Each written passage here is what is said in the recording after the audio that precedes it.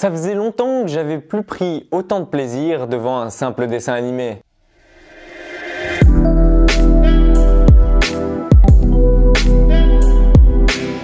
Comme moi, vous avez sûrement ou peut-être l'habitude de regarder des dessins animés pour adultes. Que ce soit BoJack Horseman, Rick et Morty ou encore Big Mouth, de ce côté-là, le choix est vaste. Mais un dessin animé tout simple comme on en regardait à l'époque, entre nos 5 et 12 ans devant la télévision, ça se fait de plus en plus rare, non? En tout cas pour ma part, ça faisait longtemps que j'en avais plus regardé. Et puis il y a le monde merveilleux de Mickey qui a débarqué comme ça. Et vous me connaissez, il m'a pas fallu trop longtemps pour réfléchir, pour me dire c'est le bon moyen de rentabiliser ton abonnement.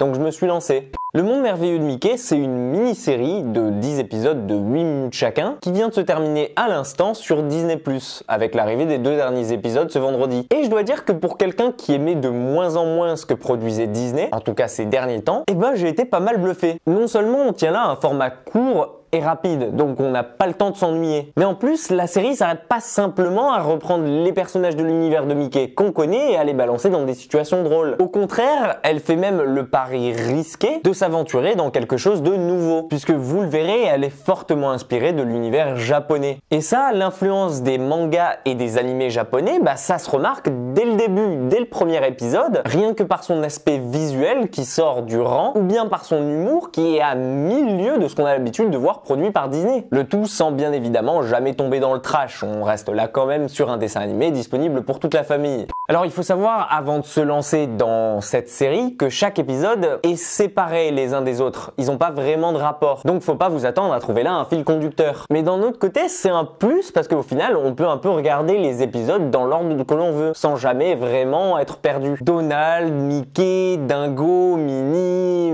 Daisy, tout le monde y passe. À tel point même que certains épisodes se révèlent être des crossovers entre les différents univers Disney. La série se permettant d'inviter des personnages comme les Raptous, Cruella ou encore bien d'autres. Et c'est là qu'on sent que les showrunners se sont fait plaisir parce que vu le style et le genre de cette série, et du moment que les droits leur appartiennent, ils pourraient même insérer Loki que je verrais pas vraiment trop de problèmes, à condition que ça soit bien fait. Le monde merveilleux de Mickey souffle donc un véritable vent de fraîcheur sur un univers déjà bien vieux et bien connu et nous permet au total de nous divertir le temps d'un match de football avec les différents personnages de notre enfance. Le tout sans la mi-temps bien entendu. Alors que ce soit pour son humour dépaysant, son côté ultra mignon, son animation aux petits oignons et fidèle au dessin animé de l'époque, ou bien encore pour ses caméos hyper bien intégrés à l'histoire, c'est un grand oui pour moi pour ce petit dessin animé qui, je l'espère, aura plusieurs saisons. Voilà de mon côté ce que j'avais à vous en dire. C'est un petit coup de cœur de cette fin d'année qui méritait, je pense, d'avoir sa propre vidéo pour en parler, en espérant que ça vous ait plu et que ça vous ait donné autant envie à vous qu'à moi de me lancer dans cet univers. Abonnez-vous si ce n'est pas déjà fait et quant à moi, je vous dis prenez soin de vous et à très vite dans une toute nouvelle critique.